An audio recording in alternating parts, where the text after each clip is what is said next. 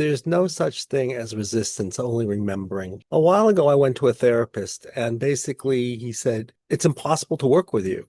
Anything I tell you to do, you don't do, and you can't go in a straight line. So you're impossible to work with. And I said to him, did it ever occur to you that that wasn't the problem? It's the point, and it's why I'm here.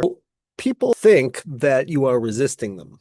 What I'd say is you're just reliving something. And the point from all of this is to say, whenever you're with someone, whether it's in therapy or life, and if you just say, yes, that's right, and you're going to find gold. And it happens all the time. So if I say to somebody, like I say, find a body sensation, and they say, I can't do it, someone, you might say, well, they can't do the therapy.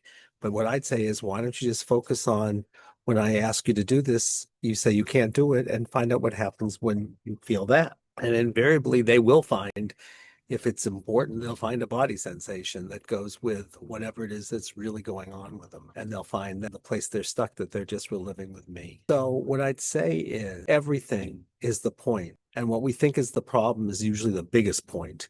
And if you can just say yes to it and see where it takes you, worlds open. Or you can just say, I'm shutting down the process. And really what you need to know is when you're in a reactive place, you're not in the present moment. You're just stuck in some frozen energy, living out something from the past as an echo. And the key is to find it and to say, I can be with you, and I can hold you, and I can listen to you, and I can give you what you need, and I'm not you. So you can't step outside of the process. You can't say, as a commentary, I can't do something. Everything is part of the process, which doesn't mean, of course, if you're in therapy with me, you can't stop the process. You can just say, Andy, in the present moment, I don't want to do this. And I'll say, fine, it's your time, energy, and money.